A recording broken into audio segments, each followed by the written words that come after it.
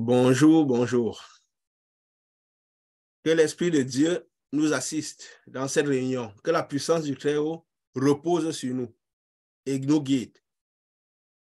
Quand nous nous réunissons, Dieu doit être présent. La parole de Dieu a dit, là où 2 ou 3 personnes sont réunies en mon nom, je suis au milieu d'eux. Dieu au milieu de nous par le fait qu'il est à l'intérieur de nous. Et si il est à l'intérieur de nous, alors il est naturellement au milieu de nous. Alors sa puissance se manifeste naturellement. Il est au milieu de nous par le fait qu'il est à l'intérieur de nous. Oui, vu que nous devons invoquer chaque fois plus de lumière de Dieu, parce qu'il y a toujours de la lumière emmagasinée. Jésus étant la plus grande lumière, il s'est assis à la droite du Père et il a emmagasiné le maximum de lumière. Il est revenu à l'intérieur de nous. Ça veut dire que nous pouvons être davantage lumière. Il est écrit que Dieu fait de ses serviteurs des flammes de feu. Alors, il désire que nous soyons dévorants à son image, parce qu'il est écrit aussi, Dieu est un feu dévorant. Donc, parce qu'il est dévorant, nous ne devons pas juste être un feu, mais nous devons être un feu dévorant. Un feu qui dévore tout sur le passage, parce qu'il y a des choses à dévorer. Dieu a prévu que quand il fait de nous des feux, c'est-à-dire des lumières, nous devons avoir des facultés à dévorer tout ce qui est, à dévorer quoi? Les ténèbres, tout ce que le diable amène. Parce que le but de la lumière, c'est quoi? C'est éloigner les ténèbres. Alors, parce que nous devenons un feu dévorant, nous devons diminuer, éloigner les ténèbres, dévorer tous les ténèbres, dévorer les maladies, dévorer toutes les situations qui ne sont pas du Saint des Saints, du royaume de Dieu. Parce que dans le Saint des Saints, il n'y a que de la lumière. Il n'y a pas de ténèbres, il n'y a rien de mauvais dans le Saint des Saints. Celui qui a voulu amener les ténèbres dans le Saint des Saints a été expulsé. Il est venu sur terre. Alors Dieu nous transforme pour des lumières, pour que nous allons de la même manière qu'il a été refoulé dans le ciel, que nous le refoulons ici sur terre. Que nous le refoulons sur terre. Alors, nous invoquons justement cette lumière pour qu'elle nous assiste, pour que nous grandissons dans cette lumière, que nous nous emmagasinons encore plus et que nous devenons dévorants à l'image du Père. Que consciemment ou inconsciemment, nous soyons des flammes qui dévorent naturellement. Des flammes qui dévorent naturellement. Dieu, dans le ministère de Jésus, il n'avait jamais tablé sur la quantité. Il avait toujours tablé sur la qualité. C'est pourquoi il est écrit, étroite et resserrée, la porte qui mène jusqu'à la vie. Étroite et resserrée, la porte qui mène à la vie, et peu la trouve, cette porte. Donc, partout où Dieu est manifesté, dans l'œuvre que nous devons faire chacun de Dieu, nous ne devons jamais tabler sur la quantité. La quantité de personnes à qui nous avons parlé de Dieu. Nous devons tabler sur la qualité du travail que nous avons effectué. Parce que nous devons être conscients du fait que le royaume des cieux n'est pas un royaume facile à trouver. La porte qui mène à la vie n'est pas facile à trouver. La parole de Dieu pure, la parole de Dieu sans levain n'est pas facile à trouver. Et la manifestation pure de Dieu n'est pas facile à trouver. Alors le chemin qui mène à la puissance maximale, à la lumière maximale, n'est pas facile à trouver. Donc c'est un peu ce que nous invoquons de Dieu ici. Sa lumière pure, son pain sans levain, qui nous inspire, que son Saint-Esprit nous guide, et que lui-même qui est lumière, Jésus qui est lumière, puisse nous donner encore plus de sa lumière, et que toutes les ténèbres soient repoussées dans nos vies et dans la vie de tous ceux à qui il nous enverra. Et qu'il nous donne la faculté de bien reconnaître ceux à qui il nous enverra, et ceux que, pour guider nos pas, et pour que nous soyons le plus efficaces possible. Que nous soyons le plus efficaces possible. Nous avons parlé de la fois passée, du fait pourquoi parfois on peut avoir l'Esprit de Dieu.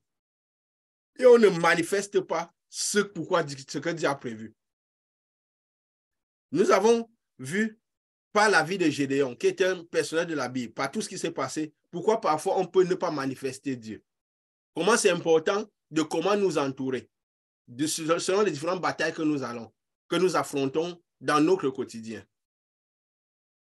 Le caractère que nous devons avoir en tant que Sarma, en tant que fils de Dieu, en tant que citoyen du royaume des cieux. Le caractère que nous devons avoir en tant que citoyen du royaume des cieux, quelle que soit la position que nous avons. Parce que quand nous sommes citoyens du royaume des cieux, nous devenons lumière. Nous devons être citoyens du monde des lumières. Nous devons émettre de la lumière, désirer plus de lumière et manifester cette lumière. Parce que c'est ce que tous les citoyens du royaume des cieux sont appelés à faire et nous devons le désirer, les manifestations du royaume des cieux. Dieu ne nous a pas donné son esprit pour juste rester avec nous comme ça. C'est parce qu'il a besoin d'un travail accompli. Il est écrit que Dieu chérit l'esprit qu'il a mis en nous. Ce n'est pas nous que Dieu chérit, mais c'est l'esprit qu'il a mis en nous que Dieu chérit, parce qu'il nous donne son esprit pour une mission, pour que nous puissions remplir le royaume des cieux et faire des disciples. Remplir le royaume des cieux et faire des disciples. Donc nous devons connaître les modalités du fonctionnement du royaume des cieux, le caractère des enfants du royaume des cieux et comment manifester le royaume des cieux, et surtout qu'on lit le royaume des cieux, lit le monde spirituel, comment il fonctionne. Nous avons vu par la vie de Gédéon, l'histoire de Gédéon, les caractéristiques que nous devons avoir et comment nous devons aller mener les batailles pour ne pas avoir des défaites et surtout pour manifester ce que Dieu a prévu que nous manifestons. Nous avons vu que selon la foi de Jésus, parce que comme il est écrit dans la parole, Dieu a visité son peuple. Emmanuel, Dieu avec nous. Donc Dieu avec nous. Le plus proche Dieu sera de nous, le plus nous manifesterons Dieu. Vu que Jésus est lumière, c'est la plus grande lumière, la lumière qui luit dans tous les ténèbres. Alors le plus Jésus sera proche de nous, le plus nous luirons, nous profiterons de la lumière de Jésus. Parce que toutes les lumières émanent de Jésus. Petite ou grande, toutes les lumières émanent de Jésus. C'est le prince du monde des lumières. Alors le plus Jésus sera proche de nous, le plus nous emmagasinons de la lumière et nous émettrons de cette lumière-là. Alors si nous mettons Jésus à l'endroit où il doit être, ça veut dire il n'y a pas plus proche de quelqu'un qu'à l'intérieur de la personne. Alors s'il est à l'intérieur de nous, il émane la lumière naturelle de l'intérieur. Et cette lumière d'abord, avant de bénéficier aux autres, bénéficiera chez nous. Pourquoi? C'est une lumière qui purifie toutes les ténèbres de notre intérieur, qui enlève toutes les maladies, qui enlève les souffrances, qui enlève l'angoisse, qui enlève la douleur et qui rayonne. Si Jésus, Dieu était un feu rayonnant, un feu dévorant, alors parce qu'il est à l'endroit où nous sommes, à l'endroit où il doit être, nous devenons aussi un feu dévorant par sa présence qui est en nous. Ce n'est pas, nous ne devons pas un feu dévorant pour rien. Nous devenons dévorants par sa présence en nous. Nous devenons déjà feu. Il fait de nous des feux par le fait qu'il vient rentrer à l'intérieur de nous. Parce que s'il n'est pas à l'intérieur de nous, nous sommes ténèbres. Par le fait qu'il est à l'intérieur de nous, nous devenons des feux. Donc c'est un peu comme si lui, la lumière vient rentrer à l'intérieur de nous et plus nous le maintenons à l'intérieur de nous, plus nous nous soumettons à lui. Plus cette lumière commence par émaner dans notre extérieur, émaner dans notre caractère, émaner dans notre langage. Notre langage devient son langage, notre caractère devient son caractère. Plus nous nous soumettons à lui, plus il émane de nous et plus son rayonnement se voit à travers nous. Nous sommes comme un vase dans lequel on a mis une lumière en ayant le Saint-Esprit. C'est comme un vase à l'intérieur duquel on a mis une lumière. Et plus les couches qui recouvrent cette lumière sont petites, plus la lumière est visible. Plus la lumière est visible, plus tout le rayonnement de cette lumière sera plus grand. Et plus nous serons dévorants. Donc nous devons essayer d'enlever le maximum de couches possibles afin que cette lumière qui est à l'intérieur de nous rayonne au maximum. Rayonne au maximum. Et toute la foi en Dieu tourne autour de cela. La foi est très simple. La lumière qui vient rentrer à l'intérieur de nous et nous préparons cette enveloppe que nous sommes, cette terre que nous sommes, de telle manière que cette lumière puisse rayonner. Et s'il y a plusieurs couches, cette lumière peut être à l'intérieur de nous, mais on ne la voit même pas. Elle ne rayonne pas du tout. Parce que la parole a dit, si votre lumière est ténèbre, combien grandes sont vos ténèbres? Donc si nous avons mis plusieurs couches, si nous avons plusieurs couches autour de cette lumière, elle ne rayonnera pas. Et dans notre extérieur, dans notre personne, on ne verra peut-être que des ténèbres, alors que parfois la lumière peut être à l'intérieur. Par moment, on manifestera le caractère de la lumière. Par moment, on manifestera certaines grâces que la lumière peut produire. Mais on ne manifestera pas totalement. Et imaginons si cette lumière est à l'extérieur de nous. les chances que nous la manifestons sont très faibles. Donc, elles seront selon la distance que nous avons mis entre nous et celle-là. Par moment, nous la remettons à l'intérieur de nous, mais si la plupart du temps, elle est à l'extérieur de nous, elle brillera parfois à l'extérieur de nous et nous n'en jouirons pas tout le temps. Et c'est difficile que nous faisons jouir aux autres, parce que tout le temps, il faudra... Nous ne savons pas quand Dieu nous envoie les personnes. La parole dit même que nous ne savons pas prier, c'est Dieu qui nous inspire dans nos prières. Ça veut dire que naturellement, instinctivement, Dieu peut nous inspirer dans une prière à l'intérieur et nous la sortons. Si Dieu n'est pas à l'intérieur de nous, nous irons chercher les prières parfois dans les livres. Des prières qui ont été des modèles de prière. Ou parfois nous nous trouvons dans un endroit où Dieu est quelque part et nous écouterons des prières et nous chercherons à combler cette distance pour pouvoir écouter cette inspiration de Dieu. Et pourtant, c'est à l'intérieur de nous. Et nous le verrons ici, peut-être que nous lirons ici de Jacob, comment Dieu peut être à l'intérieur, comment Dieu peut manifester à travers quelqu'un. Et comment il faut être conscient du fait que Dieu est à l'intérieur de nous, parce que notre volonté compte, notre conception compte, la manière dont nous voyons Dieu compte. Il te soit fait selon ta volonté, selon ta pensée. Et selon, comme nous avons vu Dieu, il se manifestera à nous de la manière dont nous l'avons vu. Il se manifestera à nous de la manière dont nous l'avons vu. Alors c'est important, cette connaissance du royaume des cieux pour manifester au mieux. Parce que le but ici, c'est quoi? C'est que nous manifestons au mieux. Dieu nous a dit qu'il ne nous amènerait pas des choses nouvelles, des degrés neufs. Si nous venons expliquer la parole et que faire je peux dire quoi? Faire des fonctions bis, juste une explication de la parole, alors il n'y aura rien de nouveau. Dieu veut nous incliner par un message, une manière de voir, une manière de penser. Le Dieu le plus proche de l'homme possible, pour que la manifestation soit la plus forte possible, qu'il n'y ait pas de distance avec nous. Comme on doit aspirer, Dieu avait dit à Moïse, je parle bouche à bouche. On se voit face à face. Ça veut dire que le but, c'est quoi? Parce que Moïse avait atteint le plus grand, il s'est approché le plus de Dieu. Il montait sur la montagne. La montagne était totalement en feu. Il avait emmagasiné suffisamment de feu. Alors du coup, parce qu'il avait emmagasiné de feu, il avait le moins de couches possible. Moïse avait été libéré de tout ce qui pouvait être nocif à la distance de Dieu. Parce que parfois, qu'est-ce qui se passe? Dieu va enlever tout ce qui peut nous nuire à sa marche. Moïse avait dû, même dans cette map, plus les missions sont grandes, plus on a les possibilités de perdre tout dans ce monde-ci. Ce n'est pas dit qu'on perdra. Parce que Moïse, qu'elle avait compris la dimension de Dieu, la dimension de sa mission, il a divorcé. Parce qu'il s'était dit, elle a vu la manifestation de la femme juste qu'elle a reçu la mission. Une femme avec qui il avait 40 ans. Il a dit, avec cette femme, je ne mettrai jamais cette œuvre. Mais est-ce qu'il faut divorcer? Non. C'est Dieu qui gère tout. Pour dire toutes les difficultés qu'il peut avoir à mener une mission qui est authentique de Dieu. Qui est authentique de Dieu. Il faut se dire, ce monde, quand Dieu nous envoie en mission, ce n'est pas une adoration, c'est aller détruire les œuvres des ténèbres. Aller détruire les ténèbres en tant que lumière. Et parce que nous détruisons les ténèbres, nous sommes dans un combat. Dans un combat. Et il faut le maximum de lumière possible pour affronter ce combat-là. Et nous devons être conscients de tout ce qui tourne autour de ce combat. Sans émotion. Nous devons avancer avec la conscience de ce qu'est le royaume des cieux. Parce que là, Jésus avait dit quelque part, quiconque va en bataille doit mesurer la bataille qu'il mène. Nous voulons nous approcher de Dieu. Comme la parole dit, nous désirons nous approcher le plus proche de Dieu, mais il faut savoir que le plus proche nous sommes de Dieu, le plus le diable nous regarde attention. Parce que nous devenons précieux aux yeux de Dieu.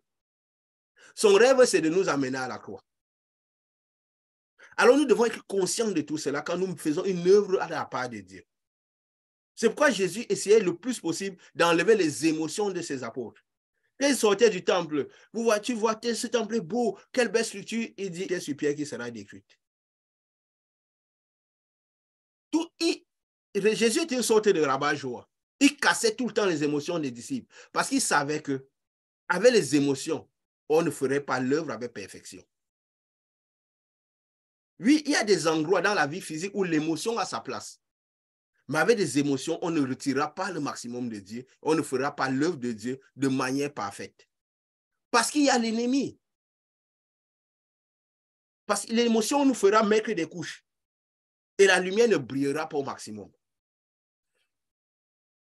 Les apôtres lui disaient, Pierre lui avait dit, je te suivrai jusqu'à la fin. Tu vas me trahir. Dans 3 jours, tu vas me... Avant que le con ne chante, tu vas me trahir. Il casse direct les langues de Pierre. Ne va pas par l'émotion.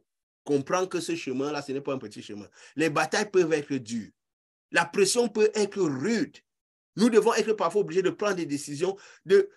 Mais plus nous avancerons, plus nous prendrons des décisions fermes, plus nous serons le plus proches de Dieu, plus la puissance de Dieu se manifestera, plus nous serons enveloppés de ce Dieu. Plus nous aurons toutes les joies possibles. Le cœur sera tellement dans une joie que le monde ne peut pas donner. Dans une paix que le monde ne peut pas donner. Nous aurons, parce que le diable peut arriver parfois à détruire tout autour de nous, mais nous devenons tellement dévorants que il ne nous touchera jamais. Et si nous enlevons quelque chose, Dieu veillera à ce que le centuple arrive. Parce que si nous descendons dans la vallée de la mort, Dieu sera avec nous à l'intérieur de nous. Et parce que quand Dieu arrive en enfer, il rend l'enfer. C'est la présence de Jésus qui rend le ciel ciel.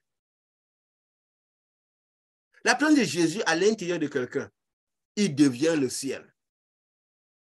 Il donne vie. Il donne vie. Il donne vie. Là où il y a la mort. Et nous devons être conscients de cela, de tout ce qui tourne autour du ministère. Oui, être conscient de ça, ça ne veut pas dire que nous ne serons pas heureux. Parce que nous sommes tout le temps en joie. Nous allons nous amuser, faire ce qu'il faut, mais en connaissant tout ce qui tourne autour du royaume. En connaissant tout ce qui tourne autour du royaume. Parce que seul comme ça, nous aurons les victoires. Seul comme ça, nous pourrons maintenir Jésus à l'endroit où il est. Et pour qu'il puisse rayonner au mieux. Quand Dieu nous donne les exemples des hommes de la parole, parce que Dieu ne nourrira jamais l'orgueil des personnes. Parfois, nous passons le temps à exalter les personnages de la Bible. Dieu ne nourrit jamais l'orgueil des personnes. Jésus avait laissé clair. Le Père ne m'a pas laissé seul parce que je fais toujours ce qui lui plaît. J'essaie de respecter les règles du royaume des cieux. J'essaie de me maintenir dans les cieux. J'essaie au maximum de... Lui, il est arrivé, il était à paix, il faisait tout à la perfection. C'est pourquoi il avait tout à la perfection. Nous pouvons nous tromper, nous sommes des hommes, mais lui, avec lui à l'intérieur de nous, il nous fera rapprocher de la perfection. Parce que c'est lui qui se rapproche de la perfection. Parce qu'il est à l'intérieur de nous, il nous entraîne vers cette perfection. Le Saint-Esprit survient de vous et vous conduit dans toute la vérité. Nous ne connaissons pas la vérité. Parce que nous ne sommes pas parfaits. Lui n'a pas fait de péché, nous en avons fait. Et nous le faisons toujours. Mais parce qu'il est à l'intérieur, il nous ramènera au plus proche de la perfection possible. Afin que cette lumière rayonne au maximum. Afin que cette lumière rayonne au maximum. Donc Dieu ne nourrit jamais l'orgueil de quelqu'un. Dieu ne dira jamais, tu es un grand homme, tu es ceci, tu as fait ceci. Quand tout va bien, Dieu reste tranquille. C'est pourquoi parfois, il faut se soumettre le maximum au Saint-Esprit afin que le Saint-Esprit travaille naturellement selon sa volonté. C'est très important parce que comme ça, nous saurons mieux comment lui parle, comment il nous dirige et comment c'est lui qui fait les choses. Quand il décide de se manifester, il se manifestera certainement. Quand nous restons en présence, sans que nous avons décidé, nous nous rendons compte que nous commençons par sentir sa présence, sentir qu'il est là. C'est lui qui décide de se manifester. Et nous devons être le plus léger entre ses mains, à mettre le minimum de couches possible. Parce que quand lui se manifeste, il nous donne de la lumière. Et le monde est tellement... Le diable a été auprès de Dieu. Lucifer, c'était l'ange de lumière. Il sait comment faire l'ange. Il n'a pas oublié comment ça se fait. La parole dit qu'il se déguise en ange de lumière. Ça veut dire qu'il sait comment on était un ange. Il connaît le langage qui était là au-dessus. Il connaît le langage qui se parlait là au-dessus. Il connaît toutes les sensations que nous avons quand nous sommes dans le royaume des cieux. Alors, parfois à vouloir, ce qui est bien, parce que la présence de Dieu est tellement bonne. On se sent dans la présence, c'est quelque chose de merveilleux. Alors parfois, on peut, sans le vouloir, le susciter. Et le diable, parfois, est capable de faire sentir La parole dit qu'il se déguise en ange de lumière. Il peut nous faire sentir des choses. On croit que c'est Dieu et pourtant ce n'est pas Dieu. Il peut nous donner des songes, des idées pensées. Et pourtant, si on se soumet totalement à Dieu, on est dans les mains de Dieu, Dieu suscitera en nous des choses. Il suscitera en nous des sensations. Il saura comment diriger toutes choses. Donc, le but ici, c'est quoi? C'est que nous soyons le maximum effectif possible. Le maximum effectif possible. Et que la puissance de Dieu se manifeste au mieux. Tout ce que nous faisons, c'est dans ce but, c'est quoi? Quand le Saint-Esprit nous inspire, on donne. Parce que tout ce que je dis là, ce n'est pas que je m'étais assis, je m'étais dit, je vais parler de cela. Ça vient comme ça vient. J'avais mis le texte de Jacob que je vous ai dit, mais ça fait déjà une certaine quantité de temps. On a une causerie autour de Dieu. On est en train de parler ce que Dieu inspire. Donc Dieu parle, on parle, et le but c'est quoi? C'est parce que ici, Dieu nous a donné une lumière. Il a dit, il veut qu'on manifeste au mieux. Que nous ayons des victoires et que notre vie représente et manifeste ce Dieu clair que la parole dit. Que nos vies représentent ce Dieu que la parole dit, soit alignées à la parole de Dieu et que nous puissions faire cela dans la vie des personnes avec efficacité. Avec efficacité, le maximum d'efficacité possible. Donc, nous croyons que Dieu est là, Dieu nous assiste, Dieu ouvre nos cœurs et Dieu nous enseigne. Dieu nous enseigne. Comme nous avons dit, nous allons voir l'histoire de Jacob. Nous allons parler un peu de Jacob. De quand Jacob fuyait son frère Ésaü. Qu'est-ce qui se passe? C'est très important de connaître qui nous sommes exactement en Dieu.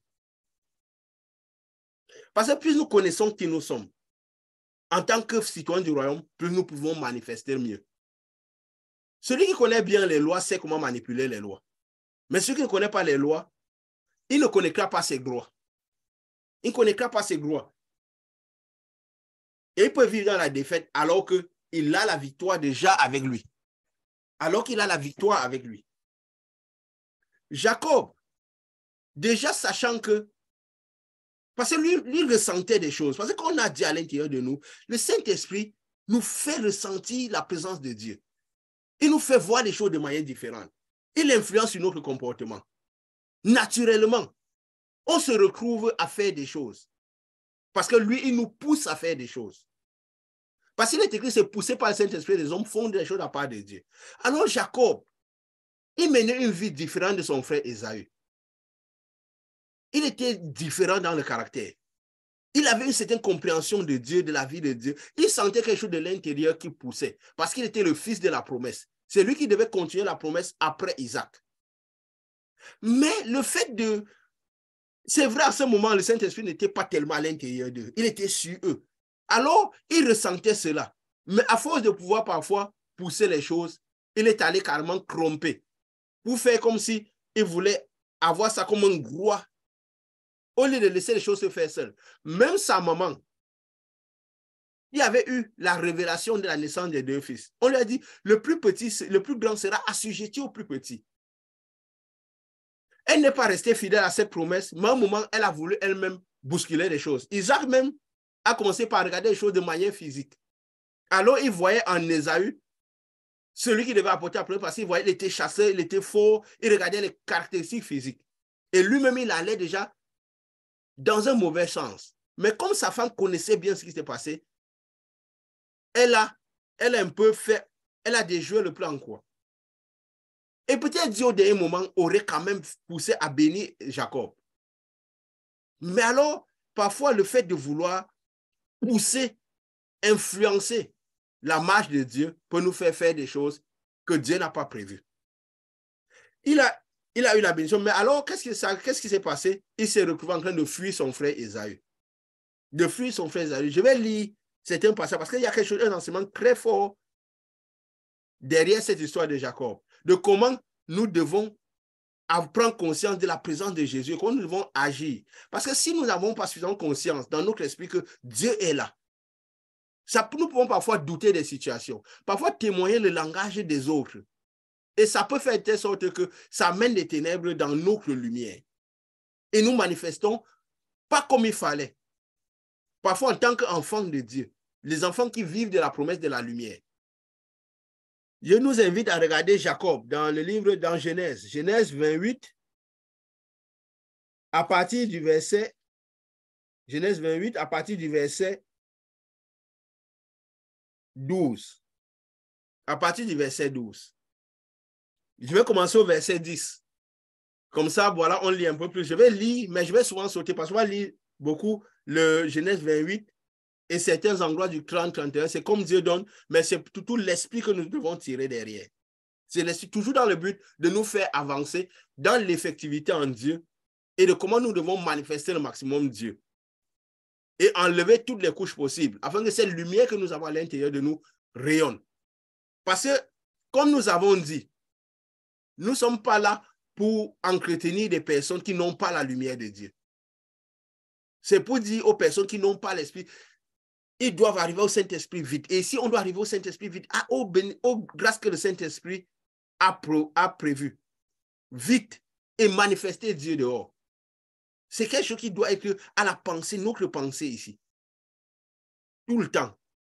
En tant qu'enfant de Dieu, parce que c'est la volonté de Dieu. C'est la volonté de Dieu.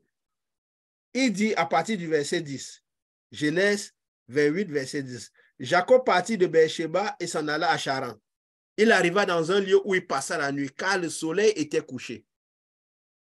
Il prit une pierre dont il fit son chevet, et il se coucha dans ce lieu. Il eut un songe. Et voici une échelle était appuyée sur la terre, et son sommet touchait le ciel. Et voici les anges de Dieu montaient et descendaient par cette échelle. Et voici l'Éternel se tenait au-dessus d'elle. Et il dit, je suis l'Éternel, le Dieu d'Abraham, ton père, et le Dieu d'Isaac. La terre sur laquelle tu es couché, je la donnerai à toi et à ta prospérité. Ta prospérité sera comme la poussière de la terre, tu t'étendras à l'Occident et à l'Orient, au septentrion et au midi. Et toutes les familles de la terre seront bénies en toi et en ta prospérité. Voici, je suis avec toi. Je te garderai partout où tu iras. Je te ramènerai dans ce pays, car je ne t'abandonnerai point, que je n'ai exécuté ce que je dis. Ici, Jacob a un songe. Il n'avait pas décidé d'avoir un songe. Il n'avait pas décidé qu'il voulait que Dieu le visite. Il n'avait pas décidé d'avoir que Dieu le visite. Tout s'est fait naturellement parce qu'il avait la promesse de Dieu sur lui. Mais le fait qu'il a voulu aller tromper c'est qu'en quelque part, il hésitait, il doutait, est-ce que la promesse de Dieu est vraiment sur moi? Est-ce que je suis vraiment, malgré que je vois des signes, j'ai des choses, parce que je suis sûr que ce n'est pas le premier songe qu'il avait eu de Dieu. Mais est-ce que Dieu est vraiment là? Faudrait-il que je fasse quelque chose, moi? Il a eu un songe. Et dans ce songe-là, qu'est-ce qu'il dit? Il a vu comme une échelle qui allait de lui, de l'endroit où il avait appuyé la tête jusqu'au ciel. Il voit les anges de Dieu monter et descendre, monter et descendre, monter et descendre. Monter et descendre. Et il voit Dieu au sommet, qui lui donne des indications. Voici, je suis avec toi. Parce que peut-être tu doutais que j'étais avec toi. C'est moi qui influence ton caractère. Je suis avec toi. Je te garderai partout. C'est-à-dire partout où tu vas, je suis avec toi et je te garde. Il faut que tu en sois conscient. Et je te ramènerai dans ce pays, le pays que j'ai promis pour toi. Le pays où coule le lait et le miel. Je te ramènerai dans toutes les grandes bénédictions, ce que ma parole a promis. Et je ne t'abandonnerai point. Donc je suis à l'intérieur de toi, je ne t'abandonnerai point. Que je n'ai exécuté ce que j'ai dit. Ça veut dire quoi? La parole de Dieu doit se manifester en toi. Ce que j'ai parlé, les promesses qui ont été écrites, tu dois les vivre. Parce que je suis avec toi. Parce que je suis avec toi.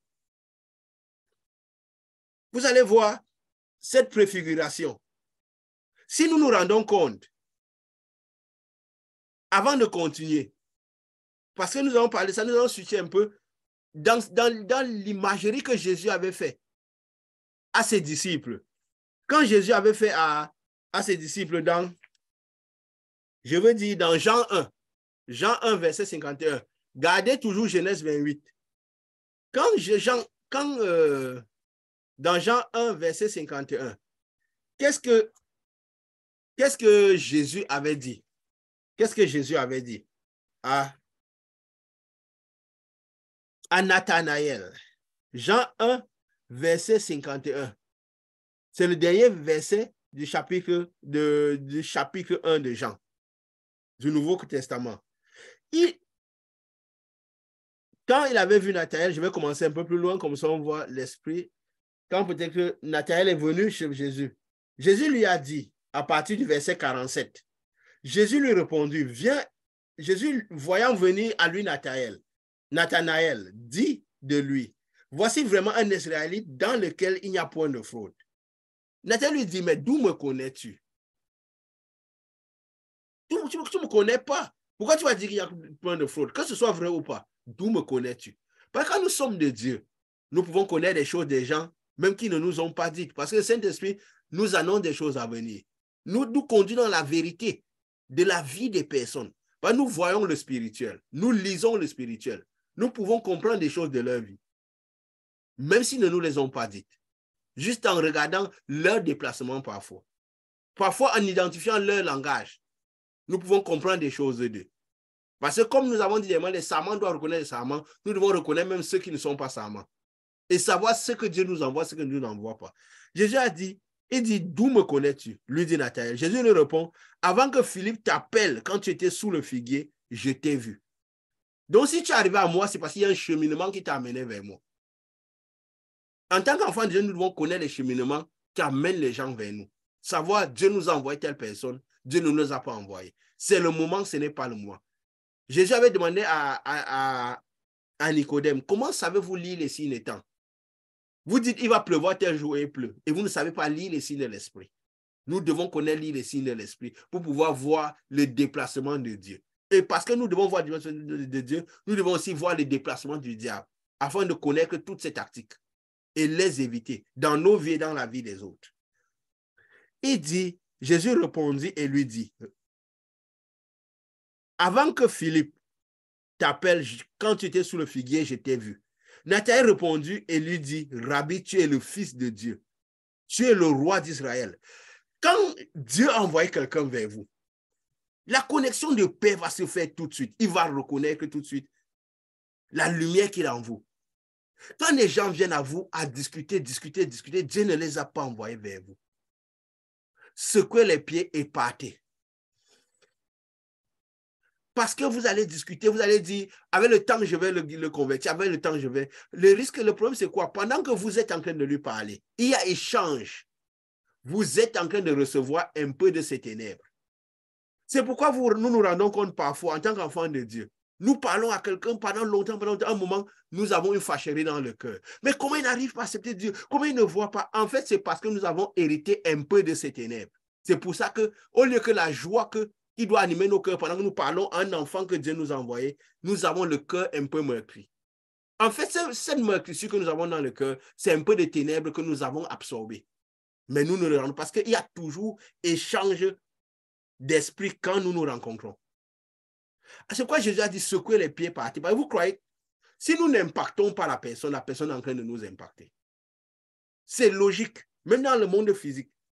Si nous ne sommes pas en train d'impacter la personne, que nous croyons ou pas, la personne qui nous impacte, même si nous ne savons pas. C'est pourquoi nous pouvons être à côté de quelqu'un qui ment beaucoup. Même si nous sommes vrais, nous n'aimons pas le mensonge. À force de rester à côté de cette personne, nous commençons par voir le mensonge léger.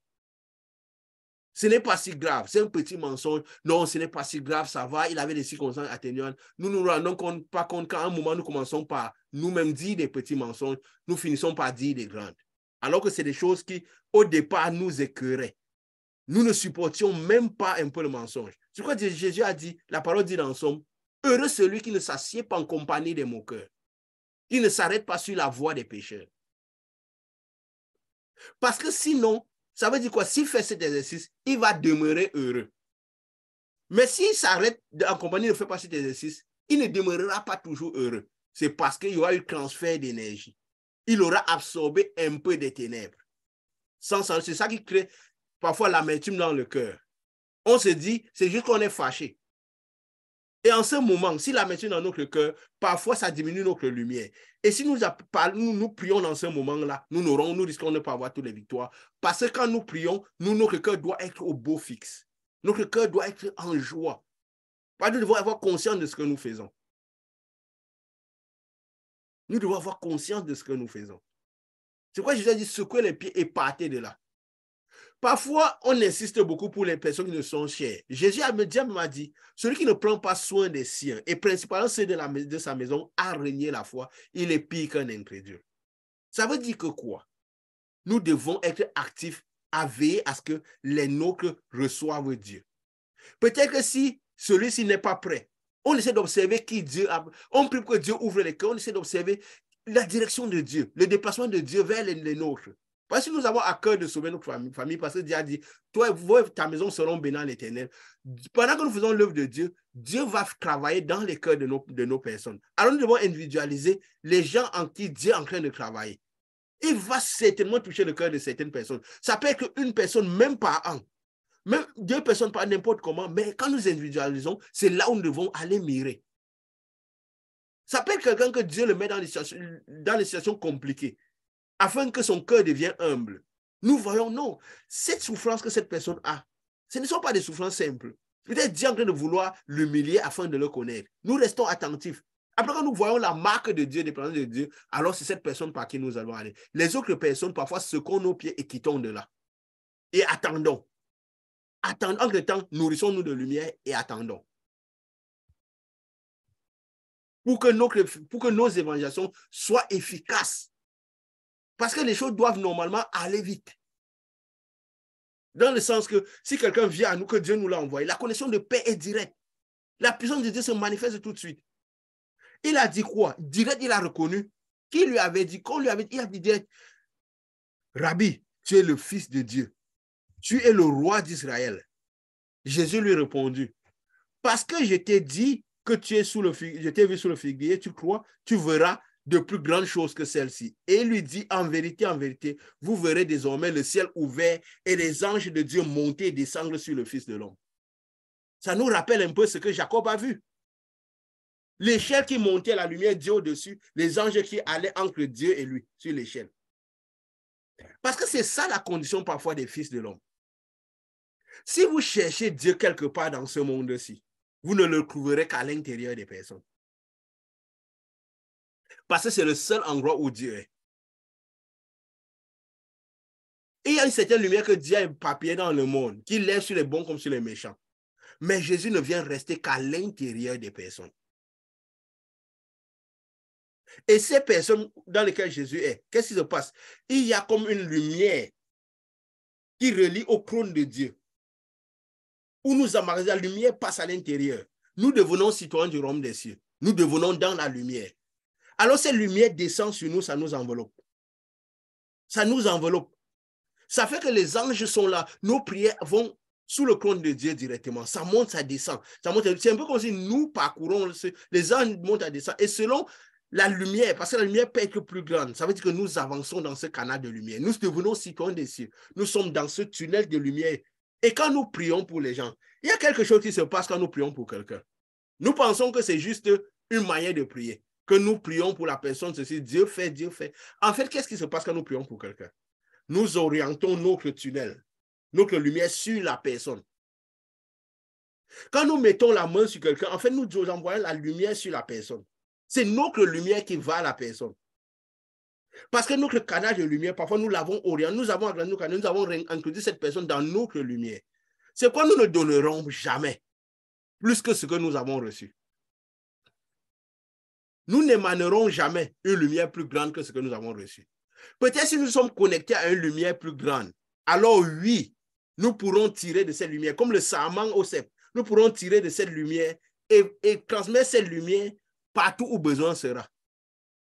Et si nous augmentons de lumière, plus notre lumière est grande, plus notre tube est grand, plus nous emmagasinons de lumière, plus nous pouvons grandir nous aussi et manifester et donner à la hauteur de ce que nous avons reçu. C'est pourquoi c'est très important que les choses soient faites naturellement de Dieu. Parce que c'est Dieu qui rayonne, qui nous donne la lumière. C'est Jésus qui baptise du feu. Donc, qui augmente la lumière, c'est lui qui diminue la lumière. Donc, quand nous Je vais plutôt dire, c'est nous qui diminuons la lumière. Parce que Jésus n'est que lumière. Il augmente la lumière selon la disposition que nous avons. Alors quand nous prions, nous ne faisons que transmettre la lumière que nous avons reçue. C'est juste un système de lumière. Un échange de lumière. Le monde n'est qu'un échange. Lumière, ténèbres, ce n'est qu'un échange de lumière. Donc, c'est la même. Jésus a paragoné ça. Et on se rend compte que c'est la même chose que Jacob avait vu. En fait, Jacob voyait sa condition. Jacob voyait sa condition. Je vais encore, juste pour parler de ce phénomène qui est très important, parce que nous devons avoir conscience que nous sommes dans la lumière. Il y a un tunnel de lumière qui est au-dessus de nous. Et nous sommes citoyens des lumières. Et tous ceux qui sont le Saint-Esprit ont de la lumière sur eux. Ils deviennent lumière. Jésus qui est là à l'intérieur d'eux, il le connecte au Père. Donc, c'est un peu le Père est là à l'intérieur, Jésus est à l'intérieur de nous, les anges passent et descendent sur nous. Les anges montent et descendent sur nous. À peine nous parlons, les prières sont amenées déjà sur le trône de Dieu, nous avons la réponse tout de suite. Quand nous voulons, donc, quand nous désirons la lumière, les anges nous amènent la lumière parce que c'est eux qui font le transfert. Jésus est là autour, il rayonne.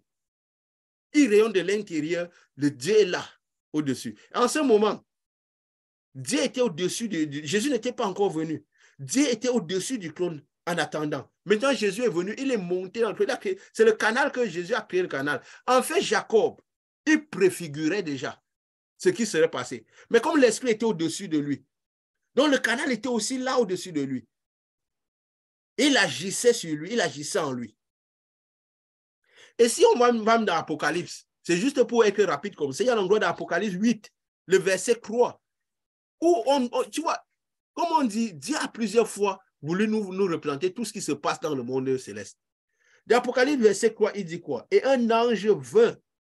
Je vais lire vite pour qu'on ne perde pas du temps, quoi. Un ange vint et se tint sur l'autel, ayant l'encensoir d'or, on lui donnera beaucoup de parfums, afin qu'il les ouvre avec les prières de tous les saints. Les saints, c'est ceux qui reçoivent le Saint-Esprit. Sur l'autel qui est devant le trône. La fumée des parfums monta avec les prières des saints de la main de l'ange devant Dieu. Ça, c'est Apocalypse. Et l'ange prit l'encensoir rempli de feu, rempli du feu de l'autel et le jeta sur la terre. Et il y eut des voix, des coups de tonnerre, des éclairs et des tremblements de terre. Il jeta sur la terre et il y a une manifestation de puissance. Donc, en fait, le feu que nous avons, c'est le feu qui sort du trône de Dieu. Jésus est allé jusqu'au trône de Dieu, il s'est emmagasiné du feu total, il est venu vivre à l'intérieur de nous. Et lui, il est là. Les anges sont là. Nos prières vont directement sur le trône de Dieu. C'est pourquoi nous devons avoir des réponses certaines. Vous voyez 3 exemples qui préfigurent plus ou moins les mêmes choses. C'est les prières des saints, ces anges qui montent, qui descendent les prières des saints. Ça veut dire que quand nous prions, ça arrive direct sur le trône de Dieu, parce que dans ces êtres célestes transportent nos prières. Nos prières sont directement écoutées d'en haut. Comme il dit, nous prions, nous jeûnons pour être écoutés d'en haut, pour que nos prières arrivent direct sur le trône de Dieu. Ceux qui n'ont pas le Saint-Esprit, le canal est fermé, il n'y a pas de canal du tout. Parce que Jésus est le souverain sacrificateur. C'est lui qui a créé le canal. Et quand il revient à l'intérieur de nous, il y a un canal qui crée. Donc, la descente du Saint-Esprit sur quelqu'un consiste finalement à la création d'un canal spirituel.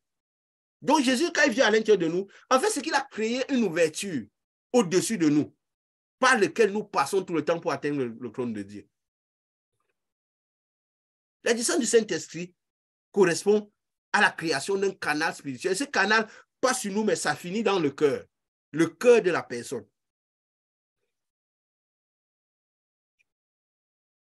Et on a vu, justement, donc, nous devons être conscients que quand nous marchons en permanence, nous sommes citoyens du royaume des cieux par le canal, le ciel qui est au-dessus de nous. Cette lumière, nous sommes à l'intérieur d'une lumière, nous sommes lumière.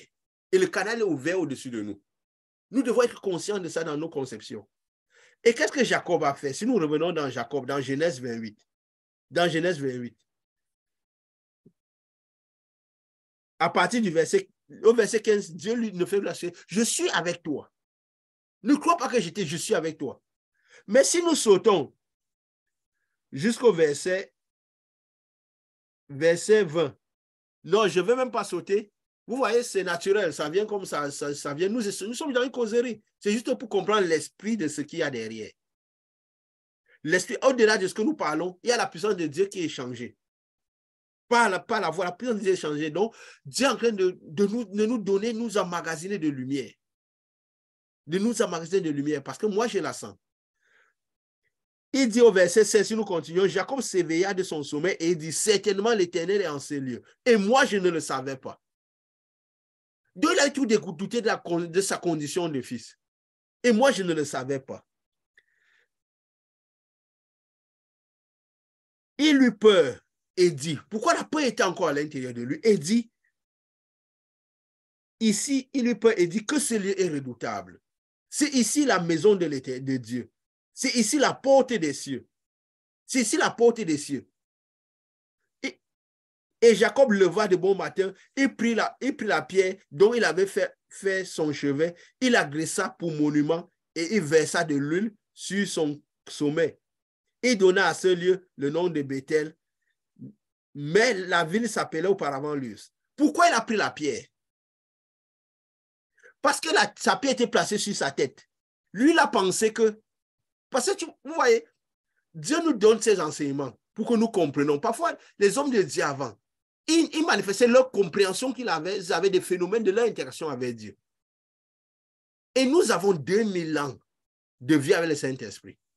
Le Saint-Esprit était sur eux, il est à l'intérieur de nous. Jésus avait dit, vous ferez des choses plus grandes, vous aurez des meilleures compréhensions. Donc, n'idéalisons pas les personnes de la Bible, n'idolâtrons pas les personnes de personnages de la Bible. C'est des gens qui avaient, oui, l'Esprit de Dieu sur eux. Mais leurs expériences sont données pour nous enseigner, pour ça nous sert de leçon, pour manifester au mieux, après autant de temps avec l'Esprit de Dieu, à l'intérieur des personnes. Lui encore, il doutait. Il doutait. Il prend la pierre parce qu'il se dit, c'est la pierre. Alors que c'est lui. C'est sa présence qui a provoqué ce songe. Comme sa tête était sur la pierre. C'est la pierre qu'il a pris pour faire un monument à Dieu. Parce que lui, pour faire un autel à Dieu. Alors que c'était lui l'autel de Dieu. Mais il ne le savait pas. Il ne savait pas que, parce que sa tête sur la pierre, c'est au-dessus de sa tête qu'il y avait, que l'échelle commençait. Parce qu'il était dans le tunnel de Dieu. Peut-être maintenant, Jésus est venu rentrer jusqu'à nos cœurs. Et en ce moment, c'était surtout au-dessus de leur tête. Parce que l'Esprit de Dieu était sur eux. Maintenant, ça va jusqu'à nos cœurs. C'est pourquoi le diable ne peut plus. On n'a plus besoin de tuer la chair. Pourquoi? Parce qu'il rentre dans nos cœurs, il contamine. Et on est tout entier dans le tunnel. C'est qu'eux, ils étaient au-dessus d'eux. Et qu'est-ce qu'il dit? Il dit, Jacob fit un vœu à Dieu. Parce que oui, c'était le culte d'avant. Il savait que quand Dieu se manifeste, on fait un vœu à Dieu. On fait direct un vœu à Dieu, on construit direct un hôtel, on sacrifie, on fait toutes ces fonctions qui étaient avant. Parce qu'il avait vu son père faire cela. Il avait vu son grand-père faire cela. Alors direct, il est parti par là. Alors que c'est en ce moment parce que Jésus n'était pas encore dans le monde. Le tunnel n'était pas encore arrivé. On n'avait pas été totalement envahi du tunnel. Jésus n'était pas encore descendu jusqu'à nos cœurs. Alors lui dit, il continue à dire, si le doute persistait, parce que le doute de tout chose naît dans le cœur. Si Jésus est dans le cœur, la peur n'est plus là. Le doute n'est plus là. Ce qui arrive, c'est que notre degré de peur devient quasi nul. Le doute n'est plus beaucoup dans notre vie. Nous avons l'assurance au Dieu que nous servons. Nous devenons fermes en Dieu. Le doute ne fait plus beaucoup partie de nos vies. Comme la foi, nous recevons la foi surnaturelle qui vient avec le Saint-Esprit. La foi est définie comme une ferme assurance. Notre degré d'assurance est élevé en Dieu. Jacob dit quoi? Si Dieu est avec moi et me garde pendant ce voyage que je fais. Donc il fait le vœu, si Dieu est avec moi. Il fait le sacrifice parce qu'il pense, il se pose en question si Dieu est avec lui.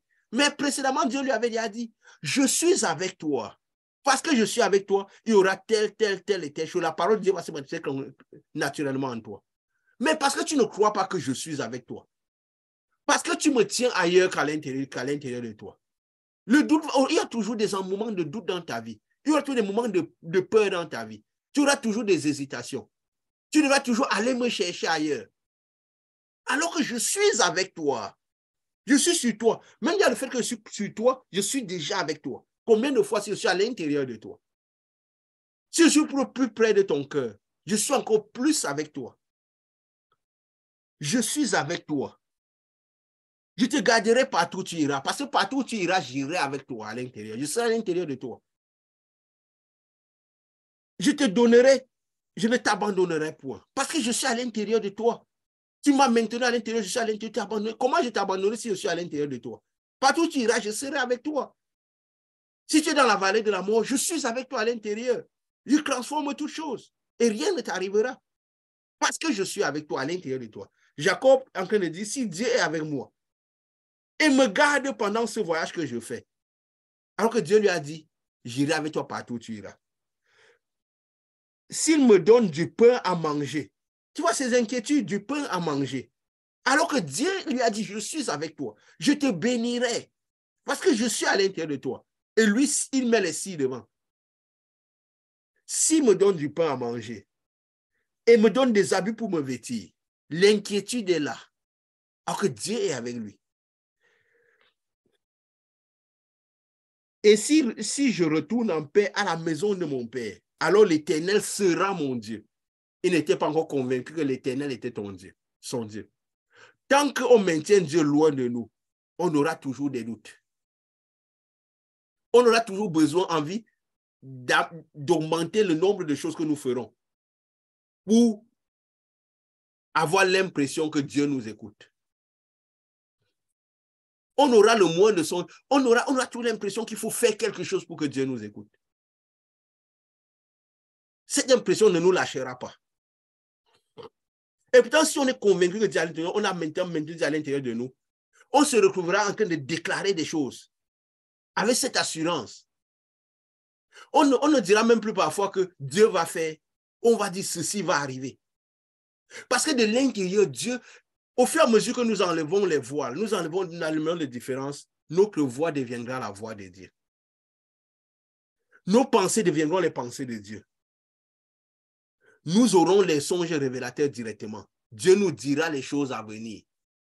Ça va se passer comme ça et nous aurons cette certitude que ça va se passer comme ça. Si nous avons Dieu loin de nous, même quand il nous donnera les sons, les visions, un peu de doute sera toujours à l'intérieur de nos cœurs. Et nous essaierons de faire les choses à notre manière. Pourquoi? Parce que nous n'avons pas cette assurance que Dieu est à l'intérieur de nous. Nous aurons parfois envie d'accélérer les choses. Notre confiance en Dieu sera toujours un peu différente. Et c'est ce qui se passe dans les lieux saints. Pourquoi? Parce que Dieu n'est pas au plus près de l'homme possible, à l'intérieur de la personne. Demeurez en moi et je demeurerai en vous. Si vous choisissez de demeurer en moi, moi je demeure en vous.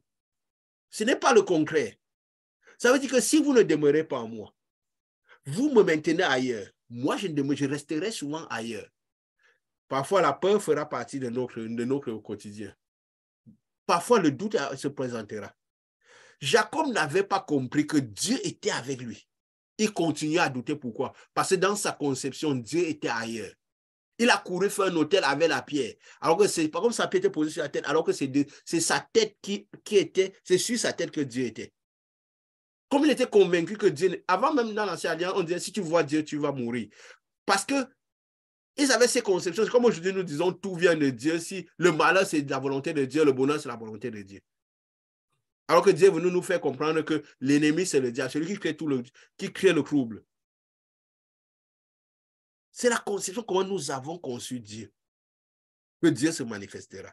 Lui doute. Si Dieu est avec moi, si Dieu est avec moi. Dieu vient de lui dire, je suis avec toi. Mais il persiste à dire, si Dieu est avec moi. Si Dieu est avec moi. Et cela a même retardé beaucoup de choses en lui. Et qu'est-ce qui se passe?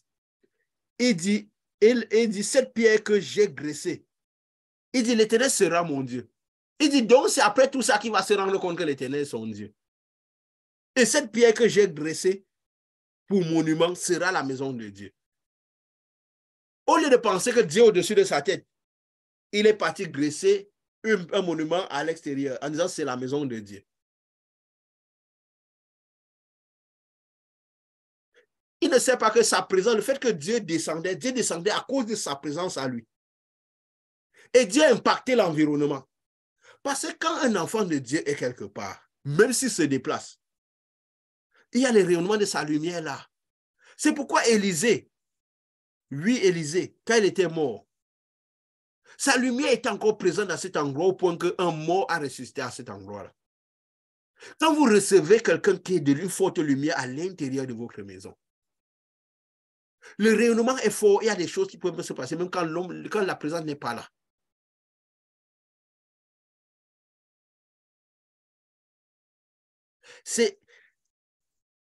Il a dit, cette pierre que j'ai dressée, monument sera la maison de Dieu, et je donnerai la dîme de tout ce que tu me donneras. Dieu lui avait dit, je suis avec toi, je te bénirai, je ferai tout, je ferai tout. Tout était déjà acquis. Mais lui, il avait vu son père remettre les dîmes. Il avait vu son grand-père remettre les dîmes. Il avait vu ce fonctionnement. Il avait grandi avec ce fonctionnement-là.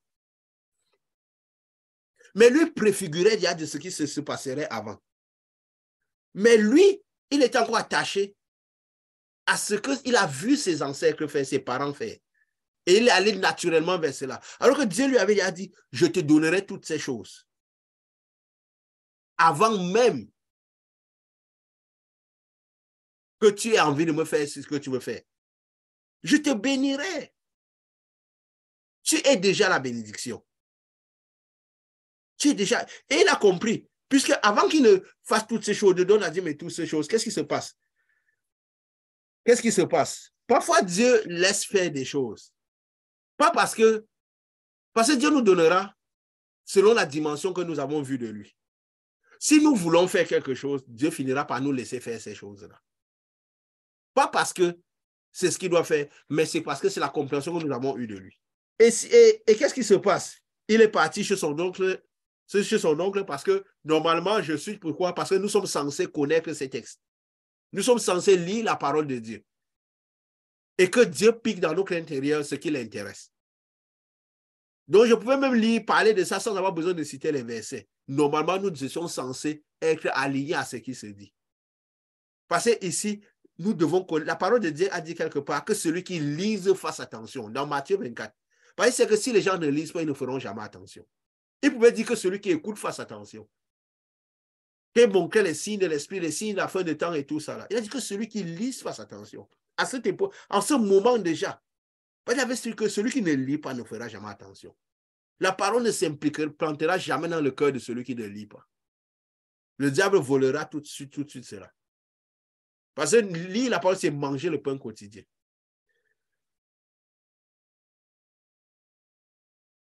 Et il dit, déjà au niveau du verset, il est parti chez son oncle là-bas. Et son oncle, qui est un païen, qui louait le culte païen, en restant avec Jacob, il avait compris que Jacob n'était pas une personne ordinaire. Il avait compris ce qu'était la présence de Jacob dans sa maison.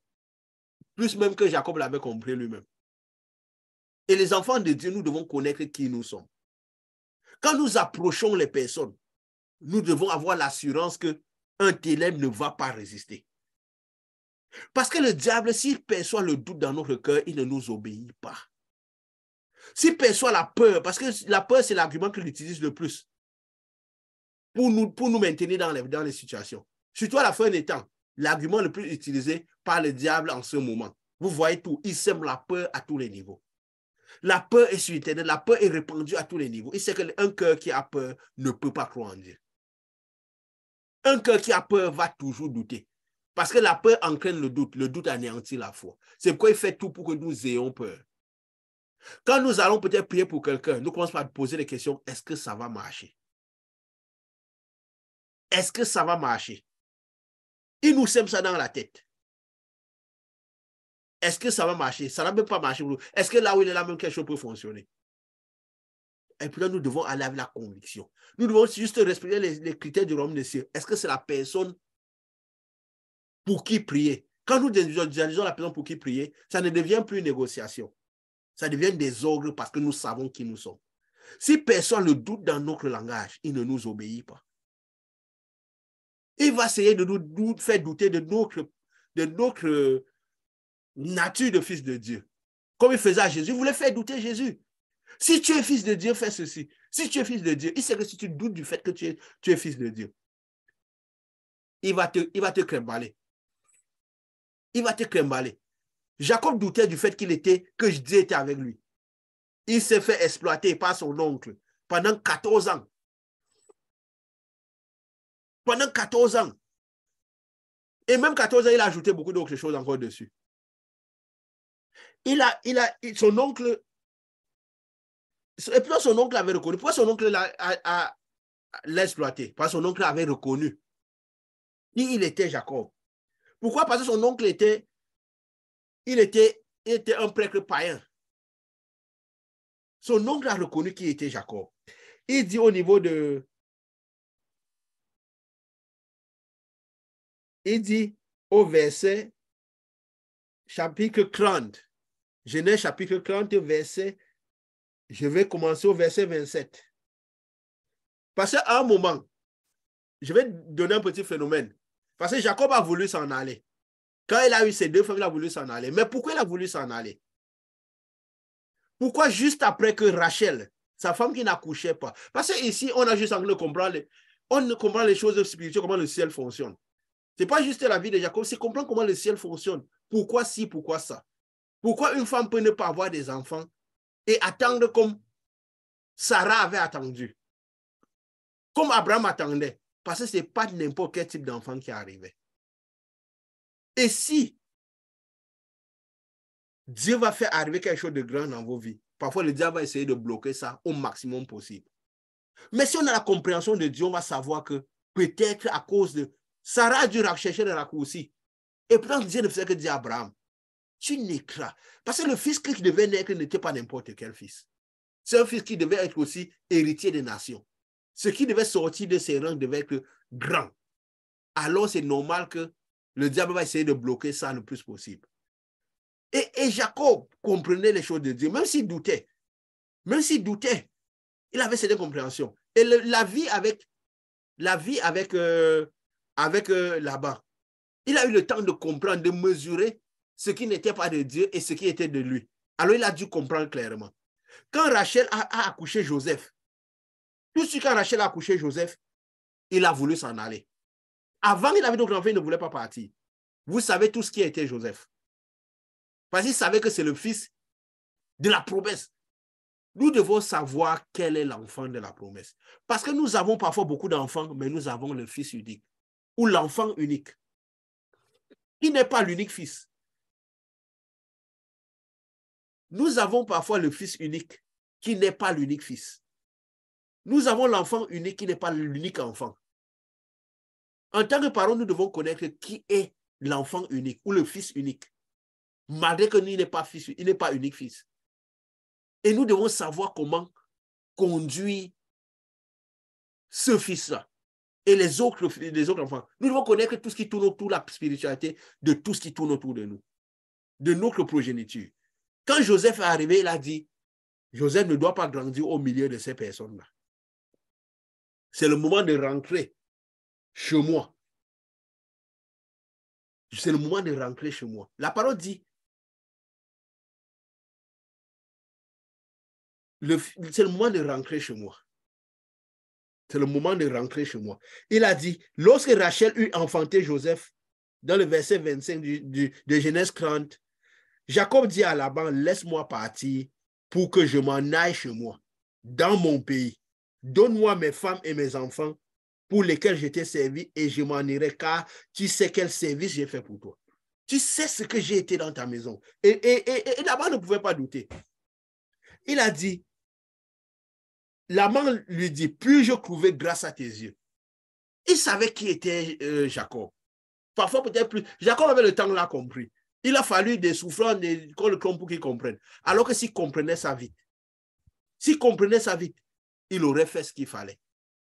Il aurait perdu moins de temps. Il aurait gagné du temps. Nous devons être conscients de qui nous sommes en tant qu'enfants de Dieu, de la lumière que nous portons et de ce que nous sommes. Quand nous bougeons dans ce monde des ténèbres, notre langage doit être différent. nos manifestations doivent être différentes. Parce que nous devons savoir qui nous sommes. Quand nous avons devant le diable, ce n'est pas pour négocier. Nous devons le savoir. Il dit, puis-je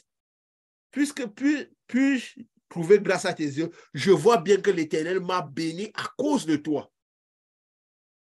Donc, tous les moments où il le jonglait avec les femmes, c'était pour le maintenir dans sa maison.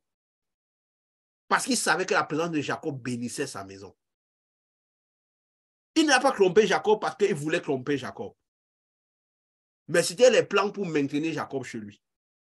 Et Jacob finalement avait compris ça. Jacob lui dit, tu sais comment je t'ai servi et ce qu'est devenu ton troupeau avec moi. Car le peu que tu avais avant moi, c'est beaucoup accru.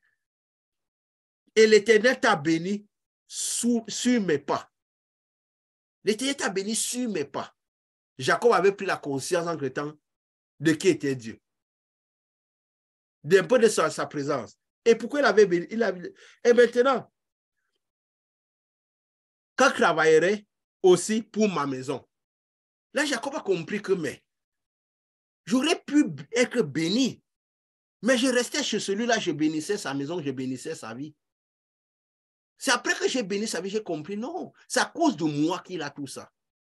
Si j'avais eu cette compréhension, je pouvais venir imposer les choses de manière différente. Imposer les choses de manière différente. Et maintenant, là, il a dit, maintenant, non, je dois travailler pour moi. Déjà, de toute façon, il faut que je parte. Parce que mon fils unique ne doit pas grandir là. Qui n'est pas mon unique fils. Et il dit, et maintenant, Naman lui dit, que te donnerais-tu? Il est prêt à tout pour le garder. Jacob lui fait un marché. Les brebis que tu auras, il est parti, dit, voilà, il dit, tu ne me donneras rien. Tu ne me donneras rien. Je ne veux rien de toi. Je choisis de quelle source je veux prendre les choses. Je ne veux pas prendre ta main. Je veux que c'est mon Dieu qui me donne. C'est vrai que c'est mon Dieu qui me donne. Tu ne me donneras rien. Si tu consens à ce que je vais te dire, puisque je travaille pour toi, je ferai paître encore ton troupeau et je le garderai. Je parcourrai aujourd'hui tout ton troupeau, mais à part parmi les brebis, tout agneau acheté et marketé, et tout agneau noir, et parmi les chèvres, tout ce qui est marketé est acheté. Ce sera mon salaire. Ma droiture répondra pour moi. Ma grâce répondra pour moi demain quand tu viendras voir mon salaire. Il n'a pas dit loin demain. Il avait pris conscience de ce qu'il était, de ce que sa présence pouvait faire. Et nous, en tant qu'enfants de Dieu, nous devons avoir conscience de ce que notre présence peut faire. Le diable ne doit pas nous amener à douter de qui nous sommes. Nous ne devons pas avoir peur. Nous devons savoir la lumière qui est sur nous. Ça ne veut pas dire que nous devons être orgueilleux. Parce que nous diminuons, nous annulons cette lumière-là. Connaître qui nous sommes exactement ne veut pas dire que nous sommes orgueilleux. Nous devons désirer la lumière. Mais nous devons connaître qui nous sommes, quel talent nous avons. Et chaque fois, naturellement, Dieu nous fera connaître les talents que nous avons pendant que nous le manifesterons. Nous saurons si c'est notre manifestation ou la manifestation de quelqu'un d'autre. Mais nous devons savoir, quand le talent va devenir le nôtre, nous devons le savoir, que si nous avons 4 talents, nous avons 5 talents. Mais quand nous avons 3 talents et que nous manifestons à la dimension de 5 talents, parce que ce n'est pas notre talent, nous devons le savoir aussi, afin que l'orgueil ne rentre pas dans nos cœurs. Sinon, nous nous prendrons même carrément pour Jésus, si nous devenons des cèpes. Ce qui est dangereux. Nous ne devons jamais oublier que toute lumière émane de Jésus. C'est Jésus qui nous a appelés, c'est lui qui nous a institués. Ce n'est pas nous. Toute lumière émane de Jésus. Nous finirons par nous prendre pour Jésus et de nous faire de nous des dieux pour les personnes. Alors qu'entre nous, nous ne sommes pas là pour être Dieu pour les personnes. Même si nous devons conduire des choses, nous devons savoir toujours les plans que c'est Jésus, c'est Jésus l'ami. C'est Jésus l'inspirateur. C'est Jésus la lumière maximum. Il n'a que donné des talents, il n'a que distribué des lumières. Grande ou petite, il n'a que c'est lui qui a distribué des lumières. Et quand Jacob a finalement compris ça, et il va expliquer plus loin devant ce qui a fait qu'il comprenne ça. Ce n'est pas qu'il a décidé de comprendre ça, ou c'est lui est sorti de rien. Ce n'est pas comme s'il a pressé ses ménages pour sortir ce type de situation. C'est toujours de Dieu qu'est venue la direction. Il dit ici, et si nous allons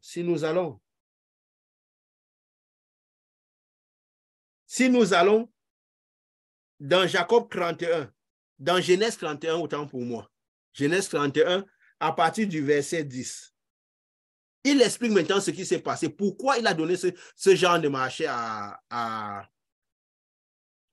Laban, son oncle. Il dit, au temps où les brebis entraient en chaleur, je levai les yeux et je vis en songe que les boucs qui couvraient les brebis étaient rayés, tachetés et marquetés. Et l'ange de Dieu me dit en songe, Jacob, je répondis, me voici. Il dit, lève les yeux et regarde. Tous les boucs qui couvrent les brebis sont rayés, tachetés et marquetés.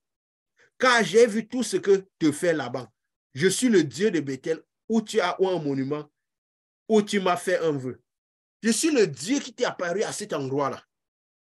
Tu avais fait ce monument, oui, mais tu te rappelles ce songe que tu avais eu. Je suis le même, c'est moi qui se manifeste.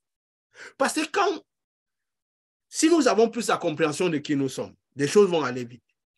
Mais si les gens qui ne sont pas de Dieu veulent nous troubler en tant qu'enfants de Dieu, il est écrit, Dieu chérit l'esprit qu'il a mis en nous. Ce n'est pas nous qui chérit. Alors si Dieu met son esprit à l'intérieur de quelqu'un et qu'on veut troubler la vie de ses enfants, à un moment, Dieu va prendre les choses en main. Il va manifester, il va faire la différence. Il n'a pas dit c'est vous qui faites la différence. Il a dit je ferai la différence entre ceux qui me servent et ceux qui ne me servent pas. C'est Dieu qui suscite les songes sous notre couche. C'est Dieu qui suscite les visions sans qu'on nous ayons décidé de les avoir. Parce que si nous décidons de les avoir, le diable peut nous en donner. Si nous décidons de la manière dont Dieu veut travailler, le diable peut s'infiltrer parce que il est écrit que c'est un ange de lumière. Il se déguise en ange de lumière. Il sait connaître tout ce qui se passe en haut. Nous devons être le plus libre dans les mains de Dieu et que les choses viennent par Dieu, par l'esprit que nous avons à l'intérieur de nous, par la présence de Dieu qui est à l'intérieur de nous. Il va naturellement guider nos pas. Il va naturellement nous susciter des songes, nous susciter des visions. Il va nous donner la sagesse de vaincre le monde par le royaume, comme les enfants de Dieu sont censés faire. Demandez à Dieu, Seigneur, manifeste-toi, montre-moi. Et il va montrer certainement parce qu'il nous aime, parce qu'il chérit son esprit qu'il a mis à l'intérieur de nous. C'est comme ça que Jacob a su comment proposer ce marché. Il n'a pas décidé, lui, comment le marché allait faire. Et justement, et devant, qu'est-ce qui se passe? Vu qu'il faisait sa marché, son oncle jonglait, il ne savait que marcher, son oncle jonglait. Il y a un endroit où il a dit devant, voilà, tu as changé mon salaire 10 fois. Ça veut dire que par 10 fois, il a fait ça. Son oncle disait, bon, maintenant, je prends le concret. Donc, comme il disait que ceci, c'est pour moi, son oncle transforme pour dire que non, maintenant, là, comme je choisis ce type de brebis et ça me donne beaucoup, son oncle change croyant que c'est parce qu'il va utiliser la même tactique que Jacob a utilisé que ça va produire pour lui. Quand son oncle change, c'est plutôt pour Jacob que ça ne fait que produire. Parce que Dieu, la lumière de Jacob, c'est ça qui produisait cela. La lumière que Dieu avait mise sur Jacob. Le songe était pour Jacob, pas pour lui. Il a changé le salaire de Jacob 10 fois, mais Jacob a été, son propos s'est accru tellement plus que là-bas. Ils ont dû le chasser. Si vous manifestez la puissance de Dieu, s'ils se rendent compte que vous êtes beaucoup, ils vous chasseront. Ils ne vous maintiendront pas près de lui. 2. Quand Pierre et Jean sont montés au temple, ils allaient aussi au temple quand Jésus n'était pas là. Il est écrit qu'eux-mêmes, quand ils allaient au temple, ils enseignaient où? Au portique de Salomon. Parce que oui, ils n'ont pas décidé maintenant, là, je sors. Dieu les entraînait. Et Dieu créait les situations pour qu'ils ne se retrouvent plus dans les temples. Si ils s'adaptaient au temple, ils allaient n'importe où, comme de la même manière que tous les autres montaient au temple. Dieu les aurait laissés au temple. Mais quand ils allaient au temple, ils utilisaient les principes de leur mère parce qu'ils voyaient Jésus, quelle manière il allait au temple. Et ils ont fait quoi? Ils ont guéri celui qui était là à demander l'aumône. Ils ont dit, l'or, je n'ai pas, l'argent, je n'ai pas. Je ne te donne pas les choses à la manière des hommes. Mais ce que j'ai reçu, je te le donne. Nous ne donnerons jamais ce que nous n'avons pas reçu. Nous ne donnons qu'à la hauteur de ce que nous avons reçu. Au nom de Jésus, lève-toi et marche. Parce que si nous avons reçu, nous l'avons reçu de Jésus, cette lumière. Cette faculté à faire lever la vie des personnes et à faire marcher la vie des personnes. Et qu'ils ont manifesté ce miracle, ils sont quand même entrés dans les temples. Ils témoignaient Christ. Leur langage était celui de Christ qu'ils ont crucifié. Et ils ont commencé par chasser Pierre et Jean des temples, chasser les apôtres des temples. S'ils vous maintiennent et ils ne font pas ce que vous faites, ça veut dire que vous êtes en train de faire ce qu'eux, ils font. Sinon, ils vous chasseront. Sinon, votre place ne sera plus là-bas. Ça veut dire que votre manifestation est identique à la leur. Si vous manifestez la puissance de Dieu et que votre langage identifie le langage de Christ, pas à leur manière, ils auront envie de vous chasser des temples. Parce qu'ils l'ont fait avec Jésus. Jésus dit, s'ils m'ont persécuté, vous persécuteront. S'ils m'ont accepté, ils vous accepteront. Jésus avait dit, quand le Fils de l'homme viendra, trouverai-je encore la foi sur terre? Est-ce que je trouverai le type de foi que j'avais manifesté, ils m'ont chassé des temples sur terre? Parce que si vous manifestez cela, vous ne trouverez plus vous-même vos places. Là où on ne manifeste pas Jésus comme Jésus a été. Ça se fera naturellement. À un moment, on se sentira à l'intérieur quelque chose qui nous rappelle que on doit être ailleurs. Parce que le Jésus à l'intérieur de nous va commencer par nous faire voir les choses différemment. Parce que lui voyait les choses différemment quand il entrait dans les temples. Il manifestait différemment. Il n'avait pas les mêmes manifestations qu'eux. Parce que lui, il avait le Père à l'intérieur de lui.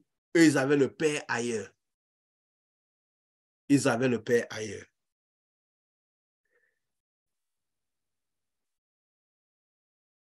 Et Jacob avait pris conscience de qui il était.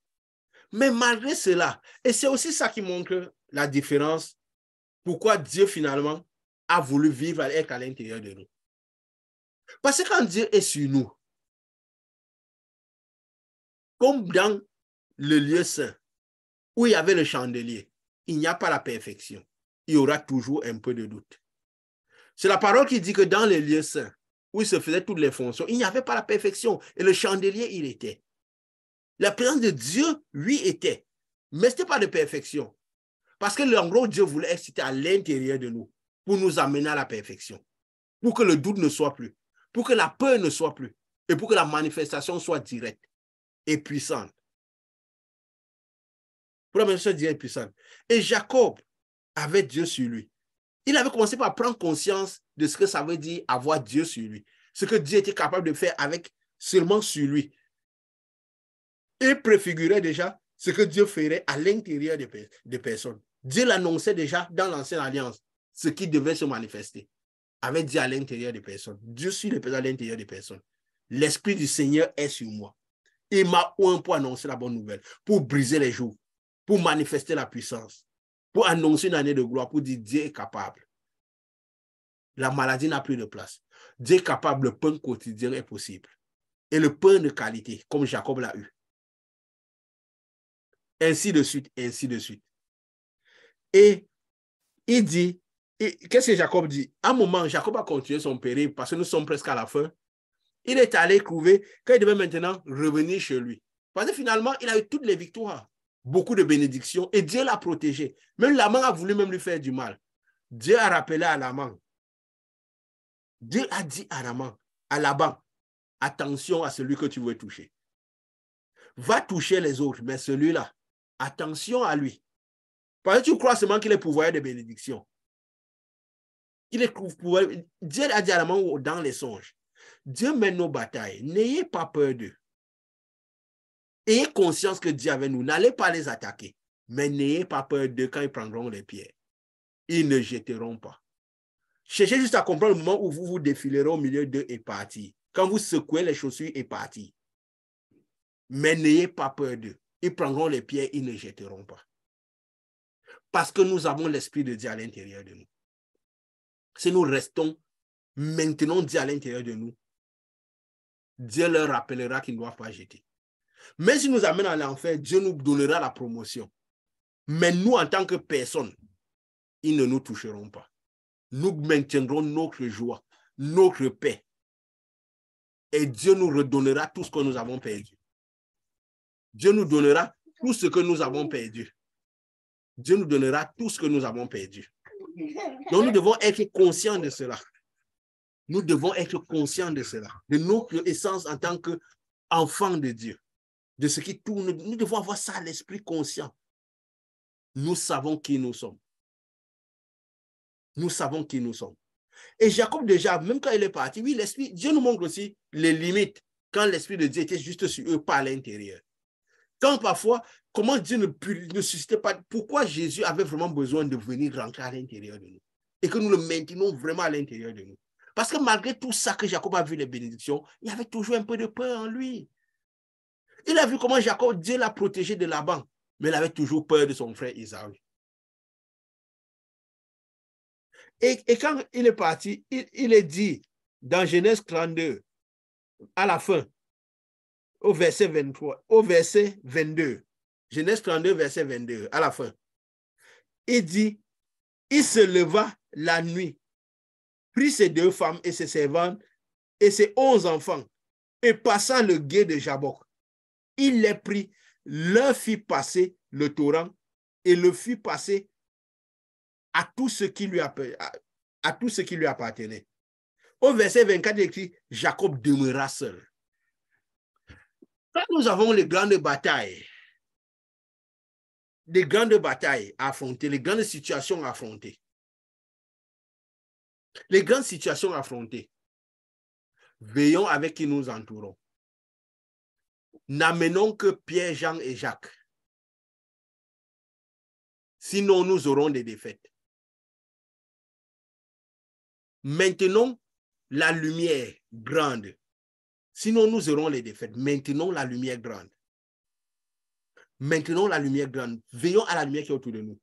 Jacob a compris que ici, là, il avait besoin de Dieu, de la lumière, que Dieu le visite. Il avait besoin d'être seul.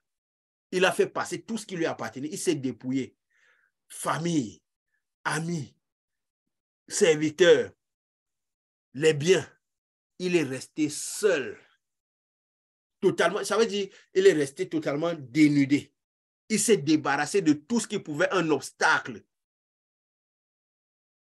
Alors, qu'est-ce qui s'est passé? La parole dit, alors un homme lutta avec lui jusqu'au lever de l'aurore. D'où venait cet homme? Qui était cet homme? Dans l'Ancienne Alliance, on disait souvent parfois, l'Éternel, des gens venaient sous forme avec Dieu à l'intérieur d'eux. Il nous faisait comprendre que le seul endroit où Dieu se trouve sur terre, c'est à l'intérieur des personnes. À l'intérieur des personnes. Et c'est à l'intérieur des personnes. Et Jacob n'a pas lutté avec le monsieur pour rien. Il l'a vu, il était seul. Il a sûrement vu cette personne, il a identifié le caractère de Dieu dans la personne. Il a dit, celui-là n'est pas une personne commune. Ce n'est pas n'importe qui. Ça, c'est mon opportunité d'augmenter de lumière. Il a dit, si je laisse cette personne partir, il me faut une certaine quantité de lumière pour gérer la situation qui m'attendait devant. Il dit, il lutta avec l'homme jusqu'au lever de l'aurore. Parce que quoi? C'est pendant notre nuit, pendant nos difficultés, que nous avons besoin d'augmenter de lumière. Quand les situations se présentent devant nous, nous sommes la nuit. Il ne faut pas que nous attendons que le jour se lève. C'est dans la nuit que les ténèbres, que la lumière luit. C'est quand peut-être une situation difficile vient à nous, où nous devons chercher à augmenter de lumière. C'est dans les situations difficiles que la plupart des personnes ont manqué la lumière. Tous ceux qui ont atteint une certaine lumière, ils l'ont acquise dans les moments difficiles. Dans les moments où ils se sont retrouvés totalement seuls. Et là, ils ont vu le diable, ils ont vu Dieu face à face. Ils ont emmagasiné de la lumière. Quand une situation difficile se présente devant nous, c'est l'opportunité pour que nous gagnions des promotions. Ne nous défilons pas, ne cherchons pas les raccourcis.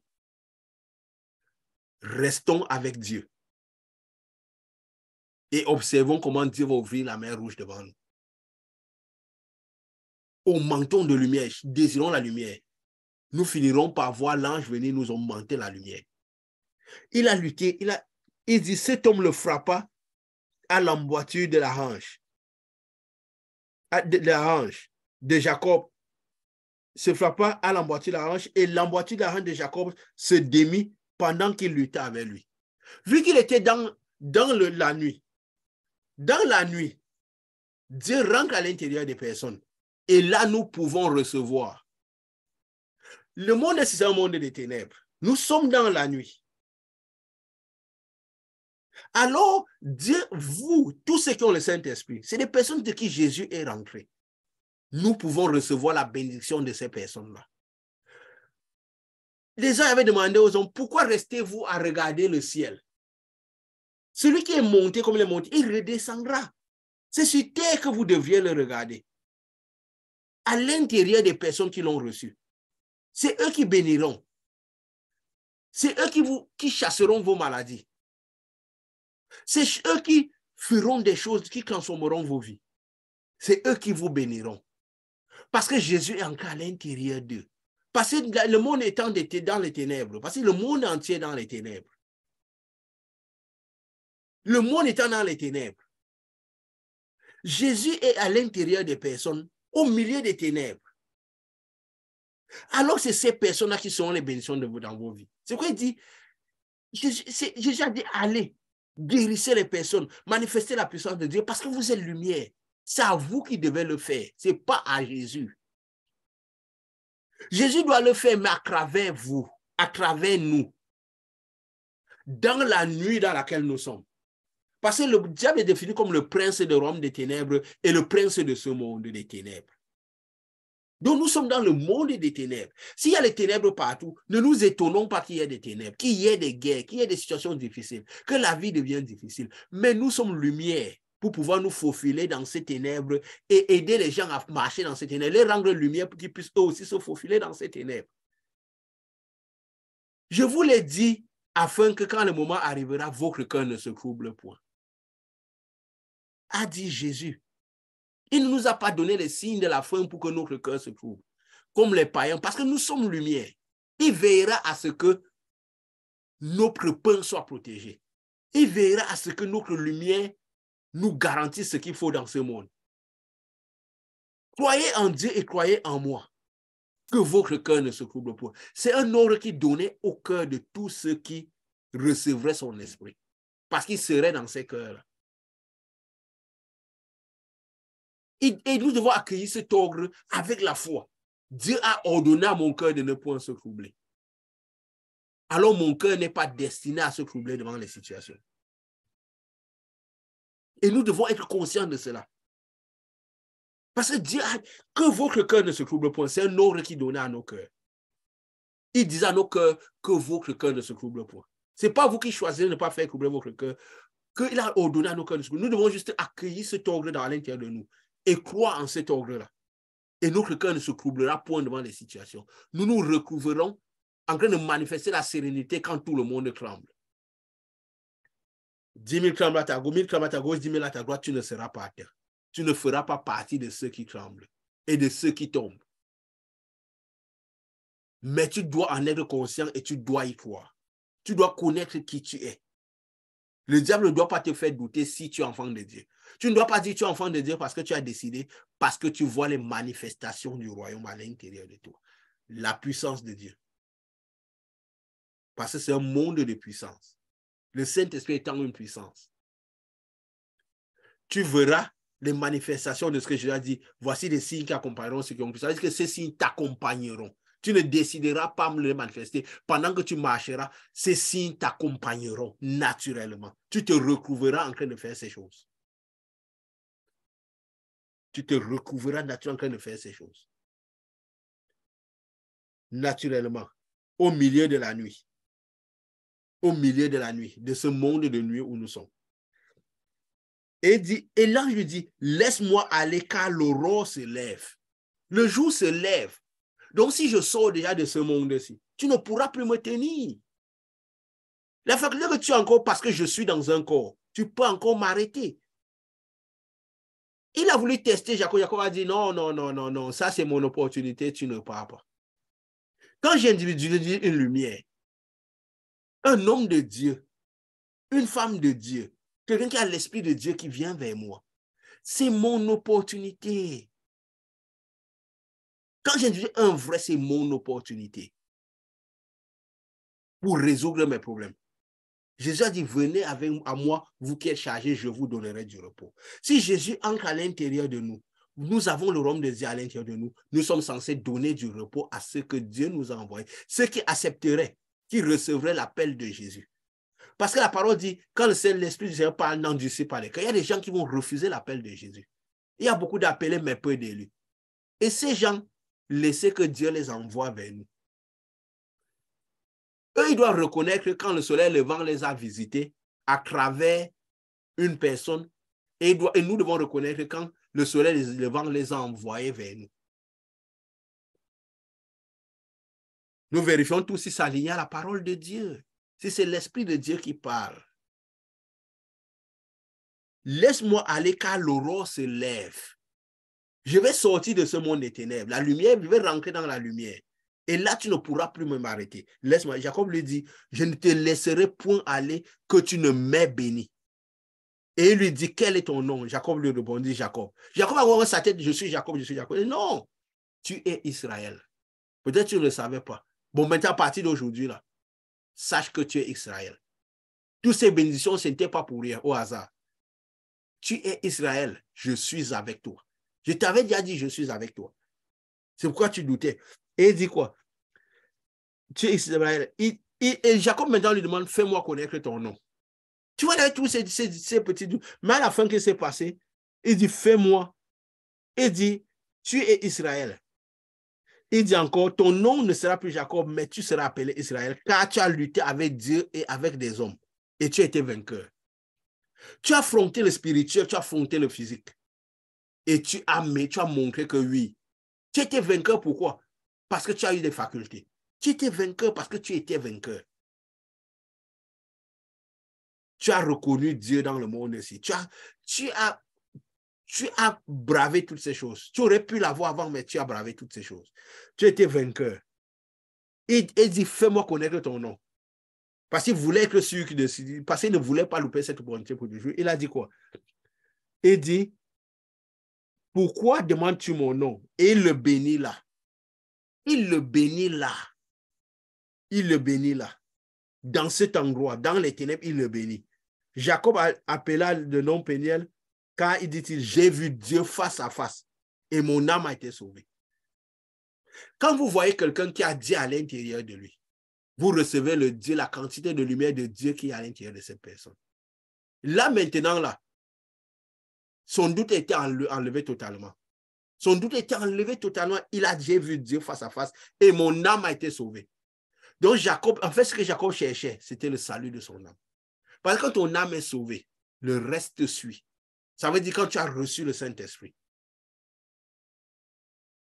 Son âme est sauvée.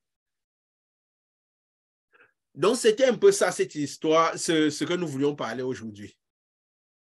C'est ce que nous sommes arrivés à la fin de notre réunion. C'est ce que nous voulons parler aujourd'hui. De la conscience de ce que nous sommes enfants de Dieu. De comment nous nous présentons devant ce monde et devant les situations. De qui nous sommes. De où Dieu est, où Dieu doit être. Dans ce monde des ténèbres. Et qui sont les enfants de Dieu. Pourquoi nous devons arrêter de chercher Dieu ailleurs qu'à l'intérieur des personnes. Comme nous l'avions dit précédemment et comme il est écrit dans la parole, plusieurs viendront te diront, Dieu, Jésus est ici, il est là-bas, il est ici, il est là-bas. Ne les croyez pas. Parce que le seul endroit où Jésus est, c'est à l'intérieur des personnes. Il dit, ne croyez pas quand ils vous diront cela. Allons maintenant Dieu à l'intérieur de nous. Recevons la faculté de comprendre le Dieu que nous servons. Recevons la faculté de demeurer en Christ et que Christ demeure en nous. Nous avons besoin que Dieu nous assiste en cela. Parce que le monde est sous l'emprise du malin. Le malin fait tout pour que nous oublions qui nous sommes.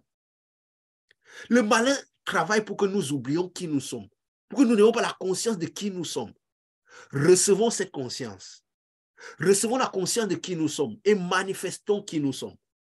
Ne doutons pas que nous sommes enfants de Dieu. Recevons la conscience de qui nous sommes. Et que notre cœur soit aligné avec la parole de Dieu. Et que cette parole, cette puissance se manifeste naturellement. Recevons cela. Recevons cela. Recevons cela. Et nous manifesterons la gloire. Et je dirais plus, Dieu manifestera naturellement sa gloire en nous. Nous nous retrouverons en train de manifester Dieu au maximum. Parce que Dieu sera à l'endroit où il doit être, au plus près de l'homme possible, dans nos cœurs. Nous sommes le temple du Seigneur. Recevons la faculté à manifester Dieu. Recevons la faculté à manifester Dieu. Au nom de Jésus. Amen.